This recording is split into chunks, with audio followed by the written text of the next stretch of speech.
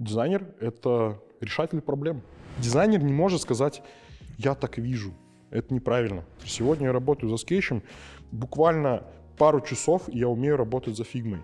Это такая зависающая дрянь, она так тормозит. Дизайнер 80% своего времени работает головой. И только 20-30% своего времени он что-то вот рисует. А то, что ты знаешь все быстрые клавиши фигмы, молодец, поздравляю. Ох, меня за это полупят. Ну ладно.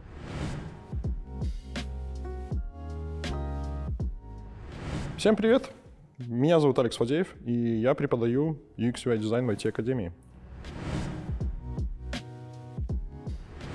Дизайн — это созидание, я бы сказал так. То есть это продумывание, придумывание чего-то нового, улучшение этого нового. То есть это процесс проектирования, на самом деле, чего угодно. Совершенно неважно. Дизайн, он везде, интерфейсы, они повсюду, поэтому дизайнер может проектировать абсолютно любые вещи, не только веб, не только там интерьеры и так далее.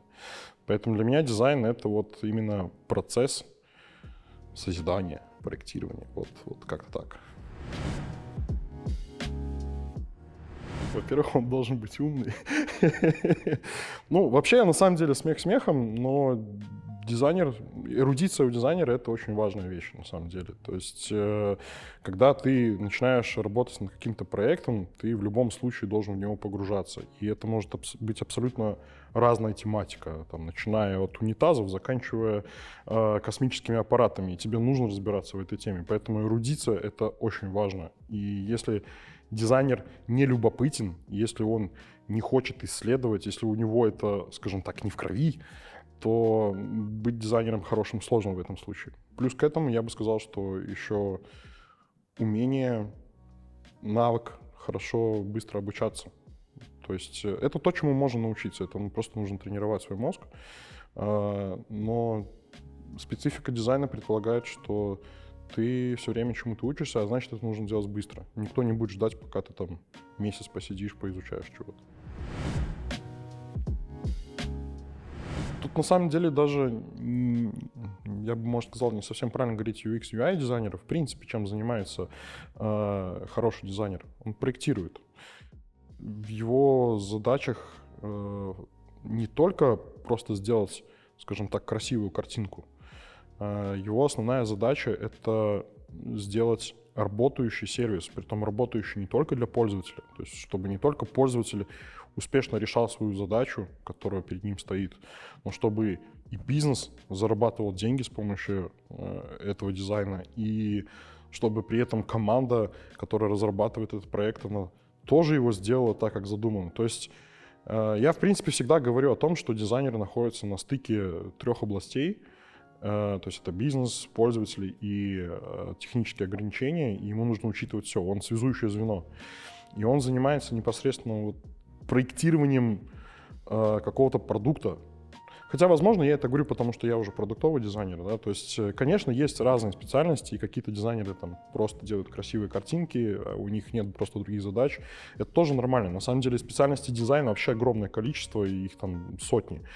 Но чем бы он ни занимался, так или иначе он решает какую-то определенную свою задачу, как сделать продукт, который будет действительно работать. Даже если это SMM-дизайнер, который делает баннеры, его задача сделать баннер, который будет продавать. То есть всегда есть задача, которую нужно решить. Так что дизайнер — это решатель проблем. Такие люди есть, которым противопоказано учиться дизайну. Это люди, которые уже закостенели в своем, скажем так, сознании, мышлении и не способны гибко его менять. И на самом деле такие люди не всегда осознают, что они вот такие, да, то есть они видят только один путь, и все, для них ничего другого не существует. Но дизайн предполагает, что нужно быть гибким, нужно смотреть на проблему с разных сторон все время, анализировать ее вообще абсолютно ты смотришь на проблему, видишь у нее 5 граней, но постепенно ты в своей работе открываешь, что у нее 100 граней. Вот для этого нужна гибкость. И если ты закостенел, ты вообще будешь видеть только одну грань, и все. Поэтому людям, которые не могут, не способны смотреть на проблему с разных сторон, это абсолютно противопоказано. Это не их профессия, им вообще сюда не стоит соваться. Со мной, конечно, могут поспорить, но на самом деле UX более важен, чем UI. Ох, меня за это полупят. Ну ладно. Без работающего функционала красивый интерфейс ничего не стоит. А при этом без красивого интерфейса работающий функционал будет решать проблему. Поэтому тут можно как угодно долго устраивать холивары, но UX все-таки первостепеннее. Если хочется просто рисовать картиночки, это скорее художник. А дизайн — это не про художество. На самом деле это не совсем творческая профессия, это скорее инженерная профессия. Поэтому тут надо просто понимать, чего ты хочешь, куда ты идешь. Так что дизайн — это про инженерию, я бы так сказал. А вот картиночки рисовать — это художник. Нет, однозначно. Дизайнер не может сказать «я так вижу». Это неправильно. Дизайнер должен обосновать свои решения. Он должен аргументировать, почему он сделал именно так. Более того, хороший дизайн основывается на цифрах. Любой дизайнер, когда делает свою работу, он создает гипотезу, почему это должно работать. И только если его гипотеза подтвердится цифрами, что здесь хорошая конверсия, этот дизайн действительно позволяет продавать больше, чем предыдущий, только тогда это можно сказать, что это было верное решение, аргументированное, хороший дизайн.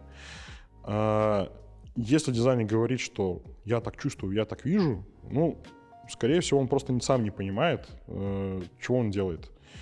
И на самом деле, скорее всего, это неопытный дизайнер, потому что опытные уже умеют так не говорить, они умеют на ходу придумывать правильную аргументацию и правильное обоснование того, что они сделали. Я это постоянно твержу, меня за это часто, не то чтобы гнобят, но плюются в меня немножко. Но дизайнер должен разбираться хоть немножко в разработке. Он должен понимать HTML, CSS, он должен понимать, как у ребят там все устроено.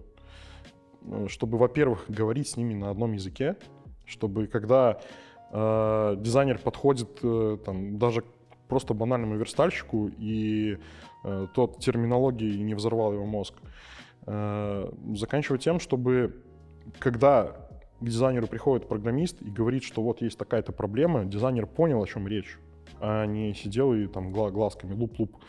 Соответственно, взаимодействие, оно происходит только тогда, когда обе стороны говорят на одном языке. Я бы сказал, критически важно, потому что если сейчас не научиться, завтра просто те, кто научились, будут заменять тебя. То есть сейчас вопрос не в том, что ИИ заменит дизайнера. Сейчас вопрос в том, что дизайнеры, которые умеют работать с ИИ, заменят дизайнеров, которые не могут работать с ИИ. Вот это сейчас идет противоборство. Поэтому учиться нужно было еще вчера на самом деле. ИИшка наш не сегодня возникла. Я работал с проектами на базе искусственного интеллекта еще 8 лет назад. Поэтому учиться нужно срочно и понимать, как это применять в своей работе. И тогда завтра ты будешь востребованным дизайнером. На самом деле в UX очень много рутинной работы. Когда нужно составить несколько десятков user-flow или спроектировать информационную архитектуру, там довольно типовые задачи, которые нужно просто сделать. Для этого не нужно прям как-то очень сильно мозгами работать. Это просто рутинная обычная работа. И тот же ChatGPT, он очень классно помогает всю эту работу быстро сделать. Другой вопрос, что нужно понимать, что ты делаешь. Поскольку ИИ учится на нашем контенте, который сгенерировал человек, то он делает точно такие же ошибки, как делают люди. Поэтому, когда работаешь с ИИшкой, нужно четко понимать, какая перед тобой стоит задача, что ты хочешь получить, и четко сформулировать свою задачу. Так что ИИ может очень сильно упростить свою работу. То есть я бы сказал, в разы, если, наверное, не в десятки раз ускорить ее. А здесь проблема не в ИИ. На самом деле эта проблема существует уже задолго до того, как появились вот эти все инструменты искусственного интеллекта.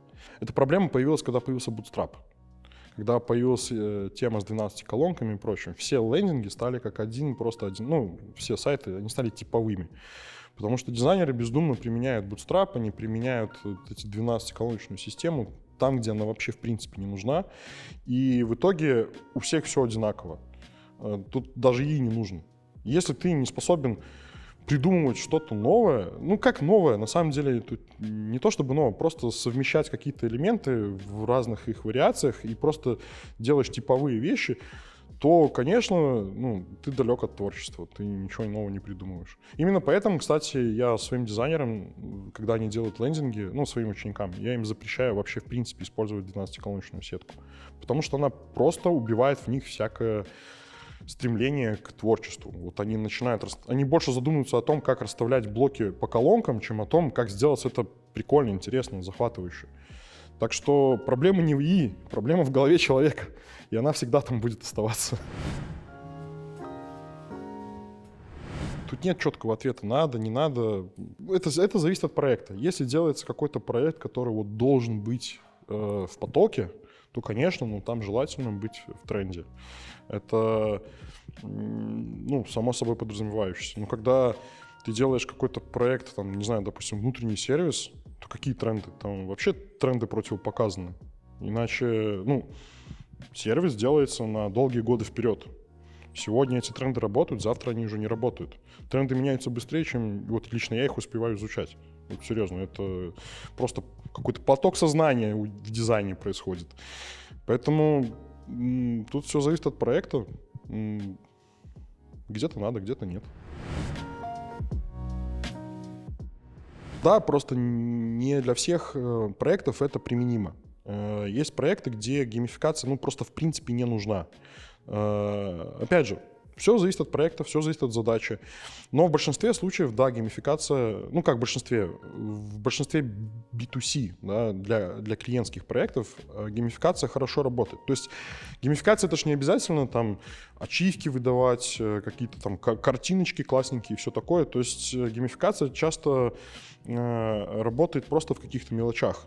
И для именно клиентских, пользовательских проектов это работает хорошо, это позволяет не только увеличивать вовлеченность человека, но и лучше ему объяснять, как работает интерфейс. Потому что, скажем так, геймификация, она многие вещи делает проще. А поскольку у нас в целом общество немножко так уходит в упрощение, то и геймификация в этом плане помогает. Быстрее осваивать интерфейс, лучше его понимать, ну и так далее.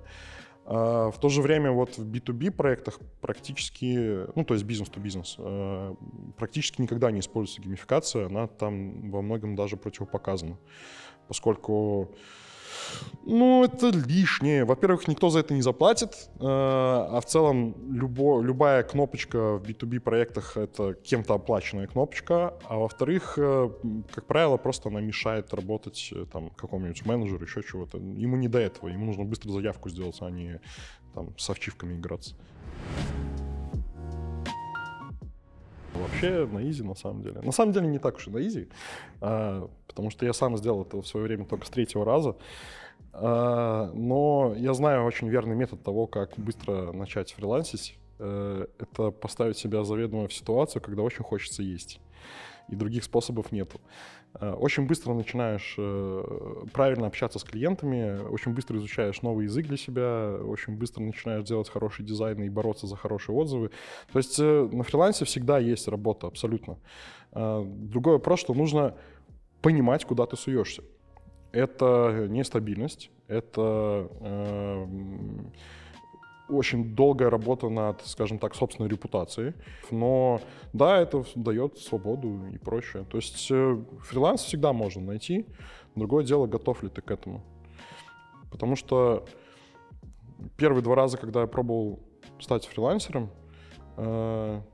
Мне не то, чтобы это было прям сильно по жизни нужно, я просто хотел попробовать, но в итоге у меня ничего не получалось. Потому что, раз не выходит, значит не выходит, ну и ладно. У тебя нет такой мотивации прям. А вот третий раз жизнь заставила, и вот там пришлось. И там все быстро получилось. Если ты понимаешь, как работать с векторной программой, тебе не важно, зачем работать. Инструменты осваиваются очень быстро. Сегодня я работаю за скетчем буквально пару часов, и я умею работать за фигмой. Тут просто важно понимать, а какой уровень нужен для того, чтобы быть хорошим дизайнером. На самом деле дизайнер 80% своего времени работает головой. Он думает, размышляет, проектирует, еще чего-то. И только 20-30% своего времени, да, он что-то вот рисует. И изучать быстрые клавиши, какие-то специальные функции, наизусть знать все плагины, кто что делает, это абсолютно бесполезная трата времени, потому что ускоряется всего лишь чуть-чуть. Да? То есть вот от 20% реального времени, которое тратишь на проект, ты ускоряешь вот от этих 20 еще чуть-чуть. Это неэффективно, это бесполезно. Научись лучше быстрее проектировать что-то, да, там, составлять карты, правильную архитектуру строить, еще чего-то. И вот это поможет быть действительно эффективным дизайнером. А то, что ты знаешь все быстрые клавиши фигмы, молодец, поздравляю.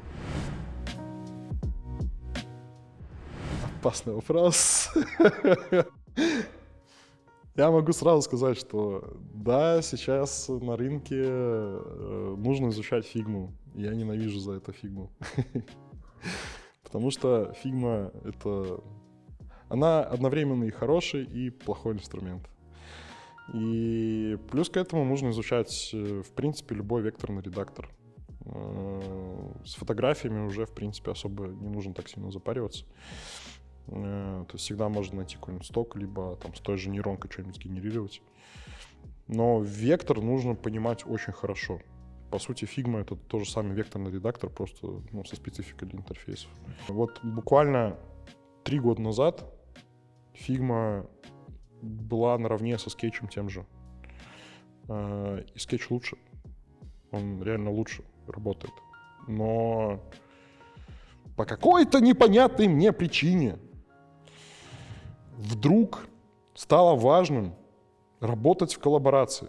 И Figma в этом плане, естественно, выигрывает, потому что это коллаборативный инструмент. Вы можете одновременно работать над одним экранчиком. Это ж бред собачий. Я серьезно, никто так не делает, никто так не работает. Даже когда мы пытаемся это сделать с кем-нибудь, это хаос. Потому что если вы работаете над одним экраном, ничего хорошего из этого не будет. Каждый работает над своей задачей. Это не нужный инструмент, но именно за счет него, за счет того, что теперь менеджеры, программисты могут зайти в макет, оставить свои комментарии, что-то там потыкать, этот инструмент стал лидирующим. Но не устану повторять, Figma — это web-based приложение, которое основывается на браузерной технологии. И поэтому, когда ты на ней начинаешь делать что-то серьезное, банально хотя бы интернет-магазин, это такая зависающая дрянь, она так тормозит. Это невозможно просто за ней работать. Так что поздравляю всех тех, кто был за Figma.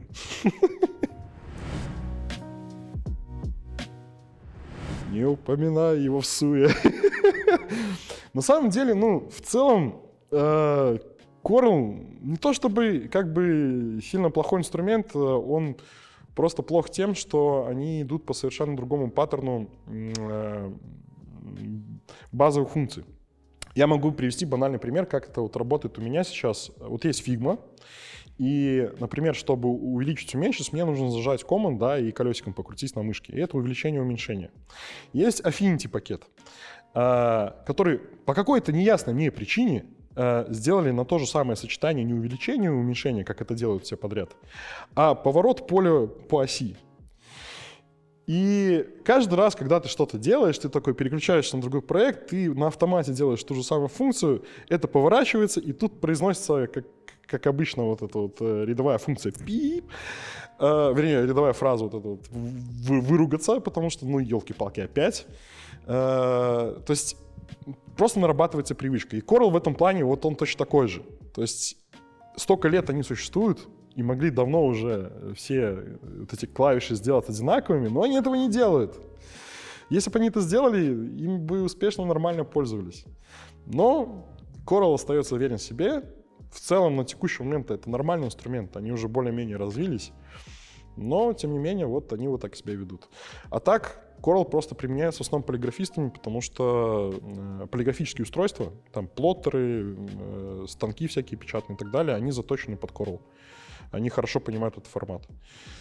Но и вот из-за своих особенностей применять его в дизайне — это как застрелиться. Когда новички начинают придумывать какие-то свои велосипеды, да, когда вот у них стоит задача сделать какую-то форму, и они начинают там придумывать что-то новое. Не надо, не делайте, есть паттерны. Просто примените паттерны. Научитесь сначала работать с паттернами, с тем, как это принято везде. Затем, чтобы юзер, который придет в ваш интерфейс, он увидел знакомые вещи, и он быстро начал работать с вашим интерфейсом. Все, повторите то, что есть. Не надо бояться повторять. Дизайн на 99% это повторение друг друга. Ничего страшного, все работает, все живое. Кстати говоря, есть на эту тему прикольная история про Пикассо. У него был любимый какой-то паб, в котором он часто тусил со своими друзьями, и там еще другие художники тоже обитали, и у них вечно был спор, потому что, ну, как бы есть Пикассо, который делает что-то вообще невразумительное, кубическое, что-то неадекватное, и есть классические художники, которые работают вот в своей реалистичной стилистике. И они все время обвиняли Пикассо в том, что да ты как бы не художник, ты не умеешь рисовать, ты не имеешь права называться художником. И в какой-то из дней Пикассо, вернее, не Пикассо, просто вот художники приходят в паб, и на столе лежит классическая работа. То есть красиво сделанная классическая работа. И их попросили оценить. Они поставили все высшие оценки, они все сказали, что это прекрасно, это гениальная работа, все великолепно, академически, все красиво. И потом оказалось, что это сделал Пикассо. Они, естественно, не поверили в это. И вот в этом суть, например, современного искусства, что прежде чем создавать что-то новое, научись работать с классикой, научись работать с имеющимся, научись копировать, научись академически правильно выполнять свою работу. И только тогда ты сможешь творить, ты сможешь придумывать новый интерфейс.